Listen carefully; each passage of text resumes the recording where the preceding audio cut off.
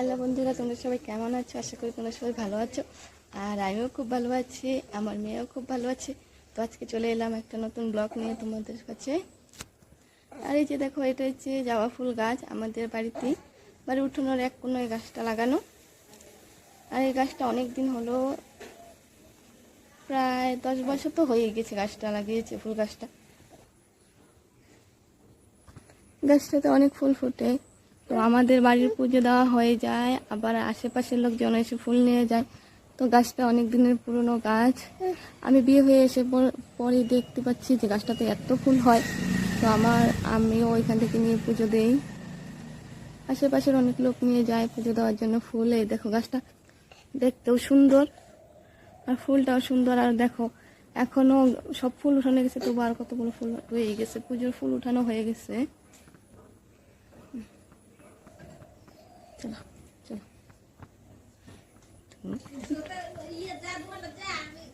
আর এটা হচ্ছে আমাদের পুঁইশাক গাছ। আমি আর আমার মেয়ে চলে যাচ্ছি অল্প ঘরের পিছন দিকে কি গেছে তোমাদের দেখাচ্ছি ঘুরে। এই যে এটা হচ্ছে আমাদের ঘরের পিছনে, এই যে একটা কাকরুল গাছ আছে। তো এখন কাকরুল হয় না, গাছটা পুরনো হয়ে গেছে, অনেকদিন হয়েছে লাগাইছে। তো কয়েকদিন আগে অনেক কাকরুল হচ্ছিল গাছটাতে। তো অনেক কাকরুল নিয়ে উঠিয়ে বড়া খেয়েছি, সবজিতে দিয়েছি, নিরামিষ রান্না হয়েছে, সব কিছুতে দেওয়া যায় আর কি কাকরুল। আর আমার খুবই ভালো লাগে কাকরুল। আর এটা হচ্ছে আমাদের লিচু গাছটা প্রায় 5-6 বছর হয়ে গেল। লিচুও হয়, 2 বছর ধরে লিচু হচ্ছে। কিন্তু দেখো, এই ঝড়ে মাঝখানটা ভেঙে গেছে গাছটা।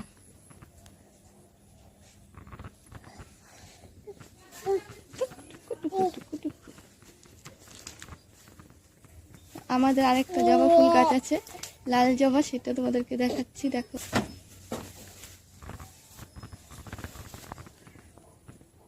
এই যে ঘরের পিছন দিকে আরেকটা জবা ফুল গাছ আছে, লাল জবা।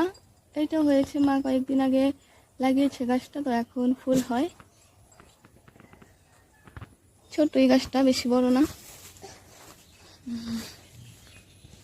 তারপরে আমাদের লেবু গাছ আছে, এই যে লেবু হয়েছে দেখো। লেবুগুলো খুব সেন্ট। ওদিন একটা উঠিয়ে নিয়ে গেছিলাম ডাল দিয়ে খাবো বলে। তো খুব সেন্ট লেবুটা।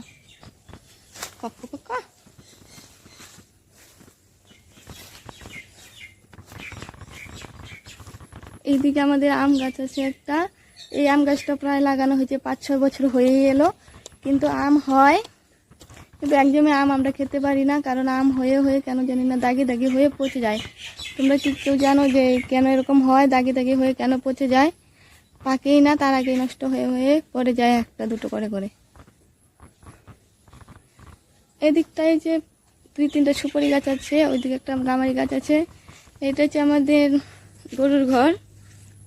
আর এটা হচ্ছে কুয়ার পাড়ে একটা কমলা গাছ।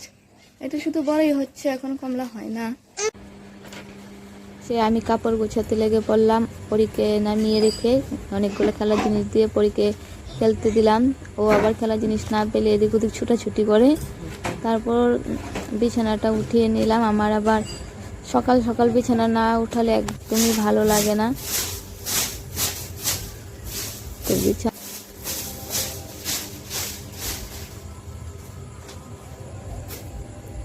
বিছানা উঠানো হয়ে গেছে। তারপর চলে গেলাম উঠোনে। তো উঠোনটা ঝাড় দিয়ে নিলাম। তো উঠোনে অনেক পাতা পড়ে, তো দুইবার তো ঝাড় দিতেই হয়, কখনো কখনো 3বারও ঝাড় দিয়ে ফেলি উঠান। আর এই যে দেখতে পাচ্ছ গেট, এটা আমাদের বাড়ির গেট, আমাদের ছোট বাড়ির গেট। তারপর চলে এলাম ঘরে, পরি খাওয়া তৈরি করে পরীকে খাইয়ে দিলাম। পরি তো একদমই খেতে চায় না, খাওয়া নিয়েও এতটা বায়না করে কি বলবো, তাই হাতে ধরে তারপর খাইয়ে দিচ্ছি। ওকে খাইয়ে দিয়ে আমরা চা খেয়ে নিয়েছিলাম সকাল সকাল। তো তারপর চলে গেলাম দুপুরে রান্না করব, সবজি কাটতে। তো লতা এনেছিল, তো লতা বাছছি এদিকে। আর করলা ভাজি করব, তাই করলাটাও কেটে নিলাম চাক করে। আর লতা বাছতে অনেকটাই টাইম লাগে, তাই বসে বসে লতাটা আগে বেছে নিচ্ছি।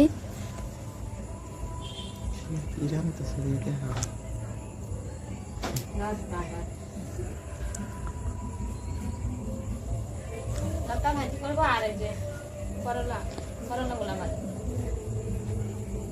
আর এদিকে ভাতটা বসিয়ে দিয়েই আমি সবজি কাটছিলাম, যে ভাতটা হতে হতে আমার সবজি কাটা হয়ে যাবে। গ্যাসের ট্যাঙ্কি। তারপর এদিকে লতা পাছা প্রায় হয়েই এসেছে, তো লতাগুলো ধুয়ে ধুয়ে গুছিয়ে নিয়ে গেলাম রান্না করে।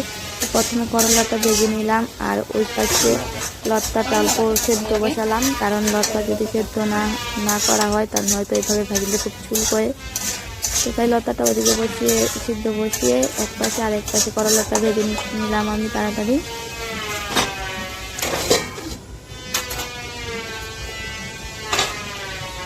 আর এদিকে ভাতটা নামিয়ে রেখেছিলাম আগে থেকেই, ভাত নামিয়ে রেখে দিয়ে ভাজাটা বসিয়ে দিয়েছিলাম প্রথমে। তো তারপর ভাতের মাছটা ছেঁকে নিলাম। তো আমরা যখন কুচিরাতে থাকতাম তখন কেউই ভাতের মাছ ছেঁকতো না, ওইদিকে অল্প জল দিয়ে যেইভাবে প্রেসারে রান্না করে ওইভাবে রান্না করতো ওইখানে। তো এইদিকে লতাটা নামিয়ে নিলাম, করলা ভাজা হয়ে গেছে, তারপর লতাটা ভেজে নিলাম। আর আগে থেকে মাংস রান্না করে ফেলছিলাম, সেটা তোমাদেরকে দেখানো হয়নি। তারপর গ্যাসটা মুছে নিলাম, আমার আবার রান্নার পর তাড়াতাড়ি মুছি তাই বলবো তাড়াতাড়ি করে নিই। তো এদিক দিয়ে গ্যাস মুছলাম, টাইসটা মুছলাম, গ্যাসটা অল্প কমিয়ে রেখে দিলাম। আর লতাটা ভাজা না হলে একদমই ভালো হয় না। আর এদিকে পরি বারান্দায় খেলতেছিল, তো বারান্দা থেকে সিঁড়ি দিয়ে নেমে চলে গেছে একদম উঠোনে যে পাথরের মধ্যে খেলা করতেছে, শরীর একদম নোংরা করে ফেলেছে। আর আমি রান্না শেষ করে বারান্দাটা মুছে নিচ্ছি, আবার পরীকে চান করাতে হবে।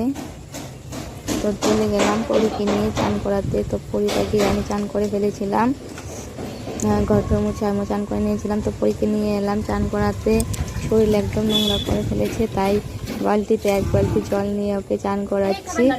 তো চান করতে এসেও একদম দুষ্টামি শুরু করে দিয়েছে। এই দেখো কি করে উপরে উঠে যাচ্ছে, এত দুষ্টামি করে। পাকা বুড়ি, এটা আমাদের একদম পাকা বুড়ি, খুব দুষ্টামি করে ও, ওকে নিয়ে আর পারি না। আমি এসে শরীরটা মুছিয়ে দিচ্ছি, দেখো একদম শরীর মুছতে দিচ্ছে না। এখানে এসে ঘরে এসে দুষ্টামি শুরু করে দিয়েছে, ওকে নিয়ে আর পারি না আমি, এত দুষ্টামি করে কি বলবো। আর তো চঞ্চল আমার মেয়েটা। আর ওদিকে দুপুরবেলায় বৃষ্টি নেমে আসে, পরে ওর বাবার পরে দাঁড়িয়ে বৃষ্টি হচ্ছে জানলা দিয়ে। আর বৃষ্টি হাতে একটা বৃষ্টি পড়লে হাত নিয়ে মুছে দিয়ে দিচ্ছে, বৃষ্টি খাচ্ছে ও।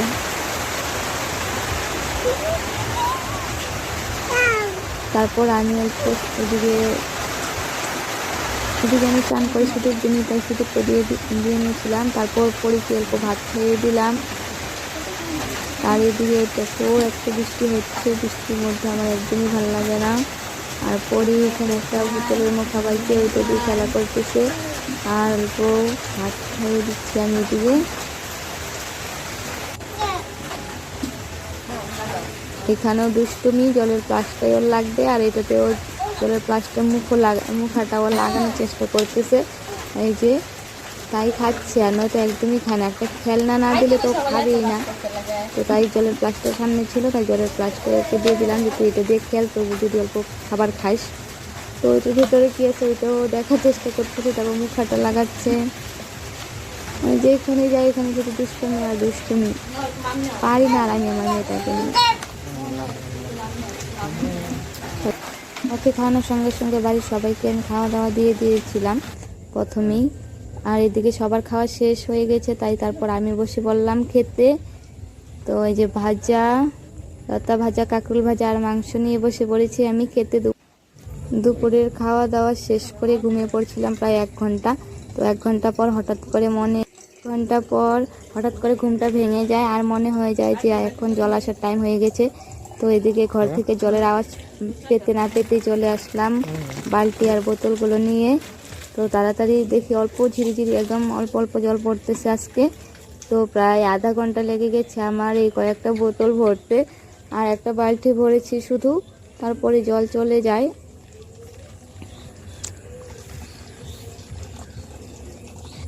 পড়া শেষ করে বিকেলের কাজকর্ম শেষ করে বসে পড়লাম অল্প সাজতে। অনেক দিন হয়ে গেছে নেল পালিশ পরি না, নখগুলোয় তো ভালো লাগতেছিল না, তাই অল্প নেল পালিশ পরে নিলাম হাতে।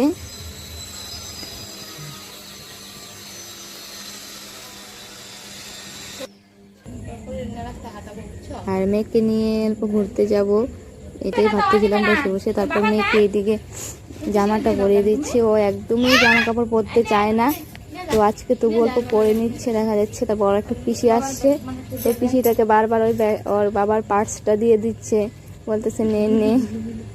তো জামা কাপড় একদমই পরতে চায় না, তো তবু জোর জবরদস্তি পরিয়ে দিলাম। তো জামা পরতে গিয়েও এত দুষ্টামি। অবশেষে জামাটা পরিয়ে দিলাম, জামা প্যান্ট একদমই পরতে চায় না। তো এই দেখো জামাটা পরাচ্ছি তবু ওর দুষ্টামি শুরু হয়ে গেছে। এখানেও ওই যে আঙ্কেল পেরে চলে যাচ্ছে, তো অনেক কষ্ট করে জামাটা পরিয়ে দিলাম আমি।